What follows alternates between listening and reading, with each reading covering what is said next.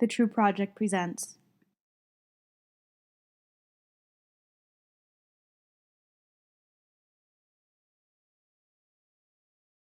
Hi everyone, my name is Karli Marx and I'm from outer space. Okay, I'm actually kidding. I'm from Baltimore, Maryland, not outer space, and I'm a drag performer, not an alien. Even though I wish I was, please abduct me. Okay, so I'm here today to read a very special book in a very special month. It is July, which is Disability Pride Month, which is celebrating this year the 30th anniversary of the Americans with Disability Act, which gives us a lot of rights as people with disabilities. And I am a person with disabilities too. I am a person who stutters, which you're probably like, you're not stuttering that much right now. And you would be right. I'm not stuttering a lot right now. But in my daily life, I stutter a lot more frequently. I block, which means I talk and sometimes sound doesn't come out. So let me just demonstrate real quick. I go, my name is like that. So that would be called blocking. That's something that I do, which is stuttering.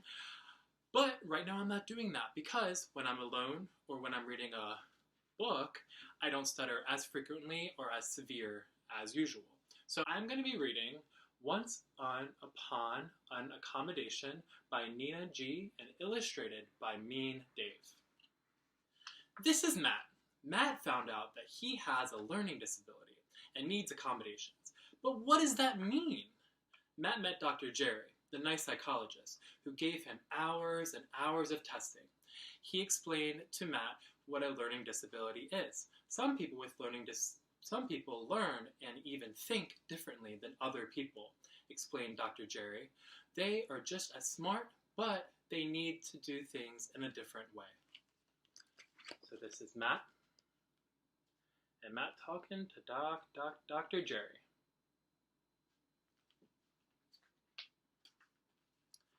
Dr. Jerry was very excited about the different ways people are smart. He explained to Matt, people may learn better by seeing, touching, doing, or even singing and rapping. Sometimes interpretive dance may be the best way for them to learn. Once people are taught through the method that works best for them, they get it. And sometimes they even learn it better than people without learning disabilities.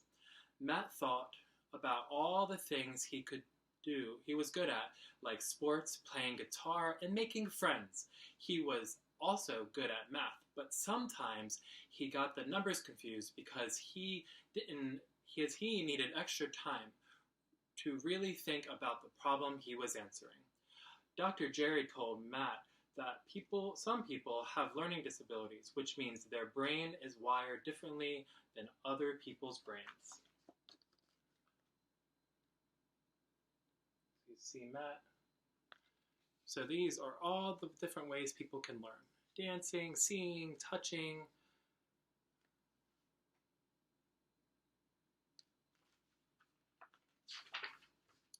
Learning disabilities can affect people in lots of different ways. For Matt, it meant that he read slower compared to other students in his class. That's something that I also do. He also had a difficult time understanding what people said, especially if they spoke really fast or without a lot of feeling in their voice. And he sometimes even got confused which was his left and right side. Sometimes people who have these difficulties say they have a learning disability called dyslexia.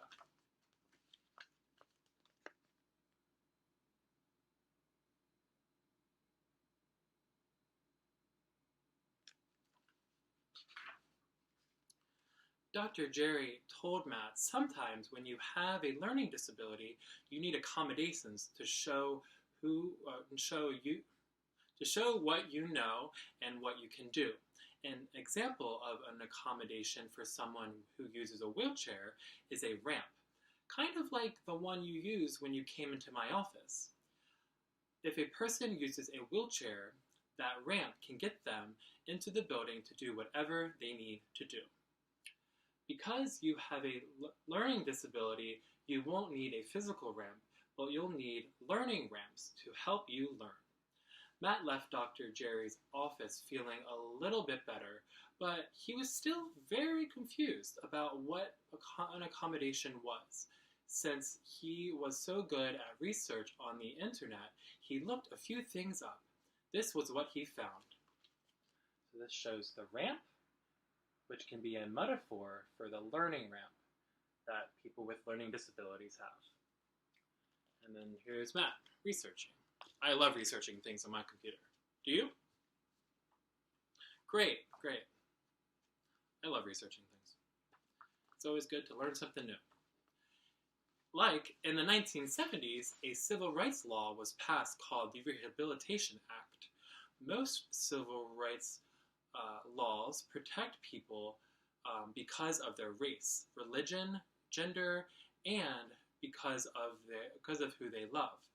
But what made the Rehabilitation Act extra cool was that it said people with disabilities had to get treated like everyone else, and they could get accommodations. Accommodations were meant to make things more equal for people with disabilities. A lot of activists worked really hard for people like Matt to get accommodations in school.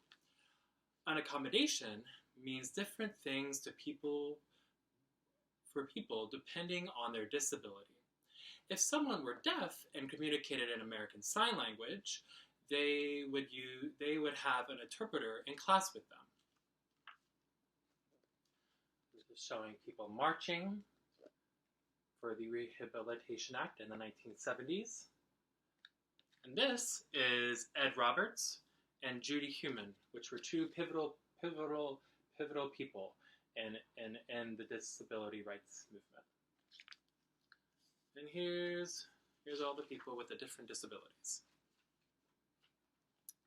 If someone were blind and could not read the same print as everyone else, then they could get their school books in Braille or on the computer. That way, the computer reads it out loud. Books read by the computer are also something that some people with learning disabilities and ADHD, like me, use. ADHD stands for Attention Deficit Hyperactivity Disorder. People with ADHD sometimes have a hard time focusing on one thing at a time because they're interested in so many things. Matt thought to himself, so an accommodation doesn't mean that you get something more. It just means that you can show what you already know or can do.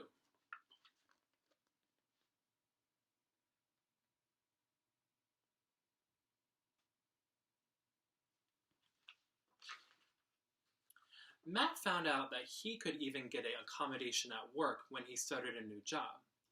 Matt then thought about what sorts of things could or could not be considered an accommodation. These things were not accommodations. Having a straight A kid in your class do your homework. Getting an A just for showing up. Getting to fart on the school bully because he made fun of you on Facebook. Taking your math quiz while wearing underwear on your head because you're a smarty pants. It's so funny. Isn't that funny, Peter? Why would you wear underpants on your head?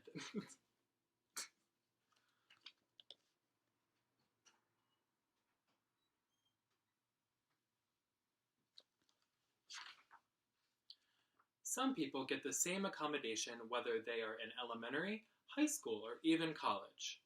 For someone with a learning disability, accommodations might include extra time on a test, a private room to take a test, extensions on assignments, taking tests on a computer, and getting books on the computer so the computer can read the book out loud using text-to-speech. What kind of accommodation a person gets depends on what their doctor or psychologist says they need because of their disability.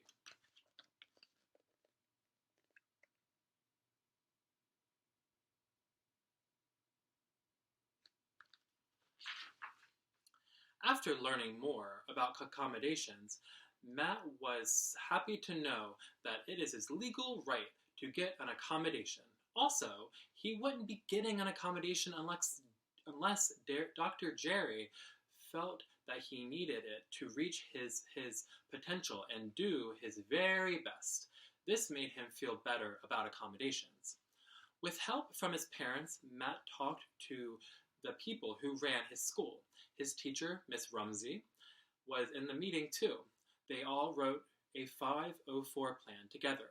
Section 504 is in the Rehabilitation Act and applies to places like schools. So, an accommodation plan at school is sometimes called a 504 plan.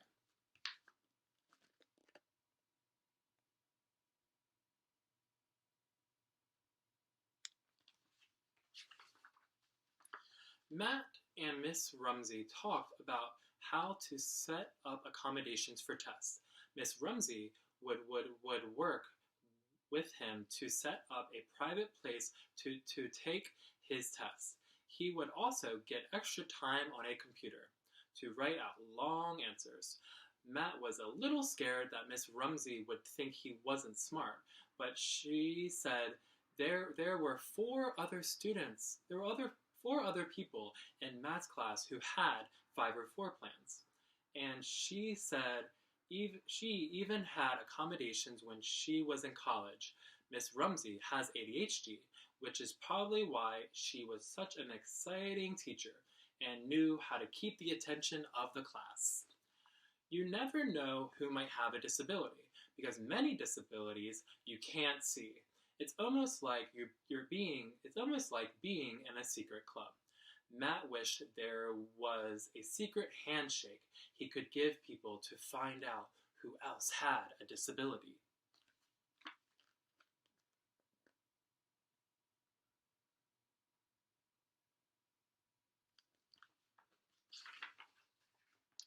Luckily, there was the Center for Independent Living in the city where Matt lived, so Matt could meet other people with disabilities. Some people there had disabilities you couldn't see, like Matt, and some had disabilities you could see, like Michelle, who used a wheelchair, or Cy, who signed because he was deaf, and Percy, who was blind. Matt was so happy to find other people who also needed accommodations. He felt like he found his second family. A second family that included 49 million Americans. That's how many people in the United States have a disability.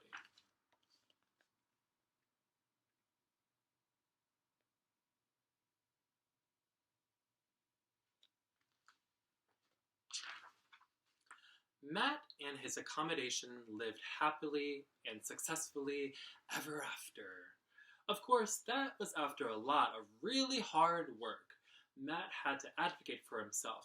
It also helped to have lots of supportive people around him.